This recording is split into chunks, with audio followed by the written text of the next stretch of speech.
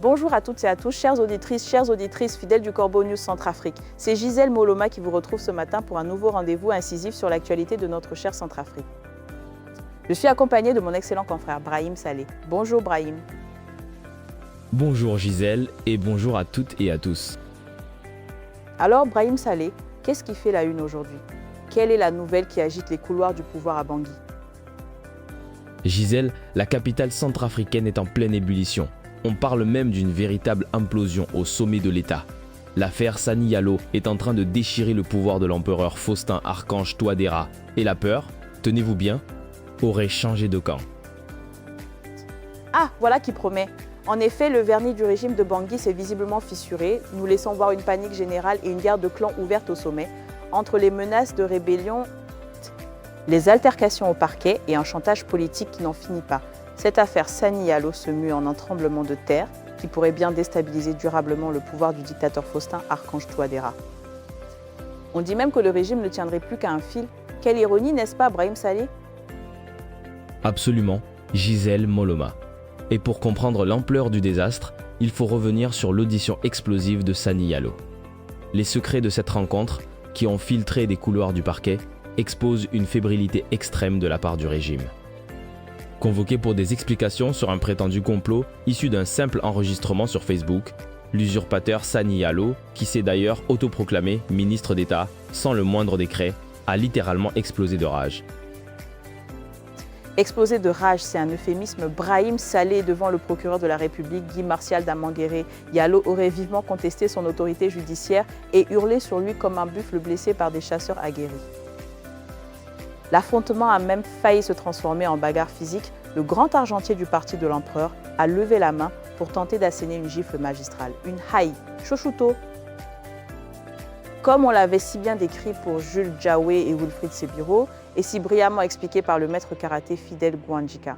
Sauf qu'au parquet de Bangui, l'intervention rapide des agents de sécurité a été nécessaire pour maîtriser la scène. On frôle le ridicule. Gisèle Moloma. C'est une scène d'une absurdité consternante, Gisèle Moloma, et ce choix du procureur n'est pas sans importance. Guy Martial Damanguéré est un Gbaka Manja, l'ethnie maternelle du dictateur Faustin. En l'agressant, Sani Yalo a attaqué le cœur même du dispositif judiciaire, familial et sécuritaire de l'empereur.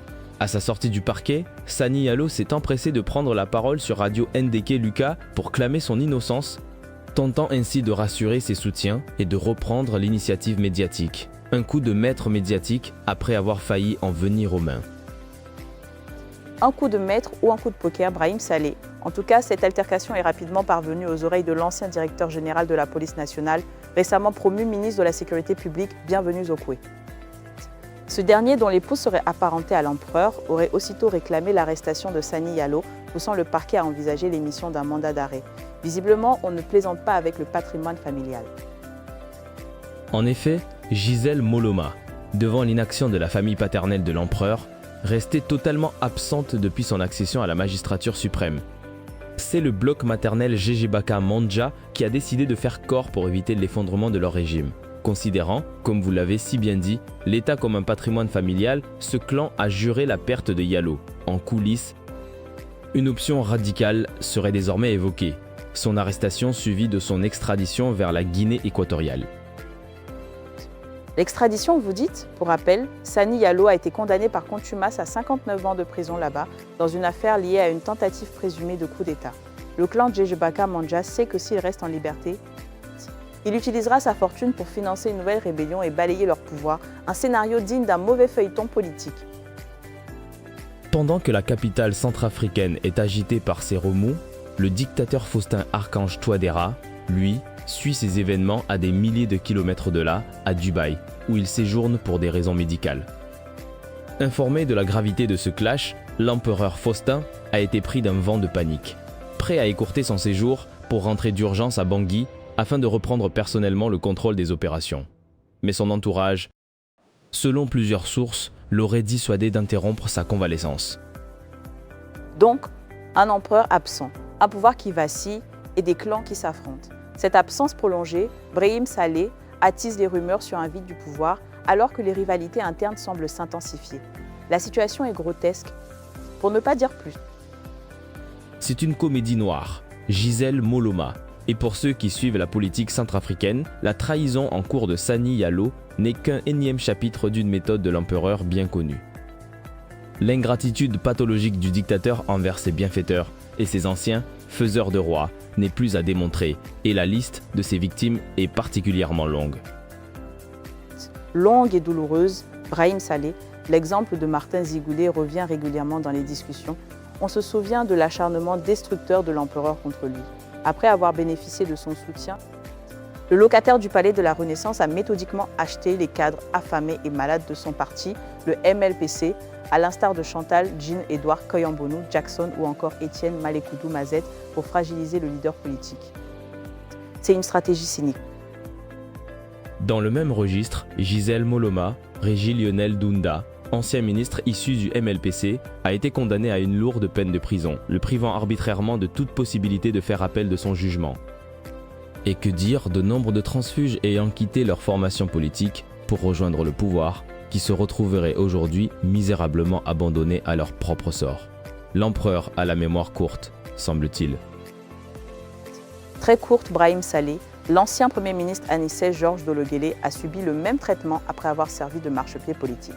Plus récemment, Thierry Camac, longtemps considéré comme l'un des principaux soutiens politiques et financiers du régime, a été écarté du gouvernement Moloua III à la suite de la diffusion d'enregistrements compromettants.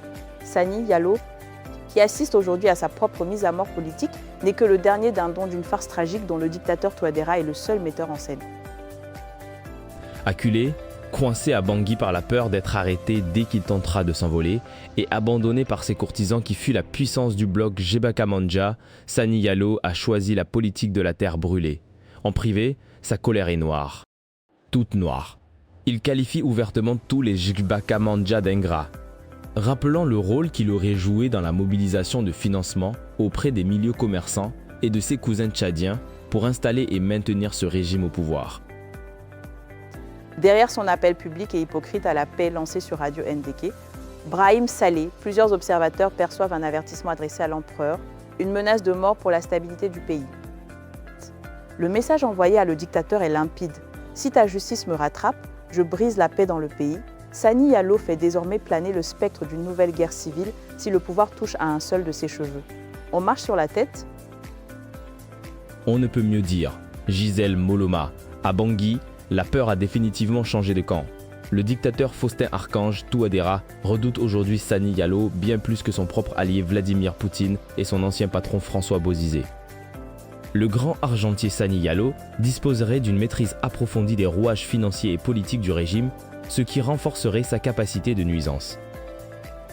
Et cette discorde produit déjà des effets économiques, n'est-ce pas, Brahim Saleh? Comme le dit l'adage, l'argent n'aime pas le bruit. Les investisseurs, les partenaires internationaux et les bailleurs de fonds observent avec appréhension une scène entachée d'institutions fragilisées, de tensions politiques croissantes et d'accusations réciproques au sommet de l'État. C'est le chaos organisé. Dans un contexte aussi instable, horrifié par ce vacarme politico-militaire, les capitaux ont tendance à se retirer, les projets à être suspendus et les partenaires à adopter une position attentiste. Le fiasco est total. Le régime de Bangui ne tient plus que par la terreur et les barbelés, mais face à un Sani Yalo prêt à tout pour sa survie politique et physique, le fil est sur le point de rompre. Affaire à suivre, et nous continuerons à la suivre avec la même acuité. C'était Gisèle Moloma pour Corbeau News Centrafrique. Et pour toute information, chers auditeurs, n'hésitez pas à contacter Corbeau News Centrafrique via tel WhatsApp au +236 70 16 44 65. Merci de nous avoir suivis et à très bientôt.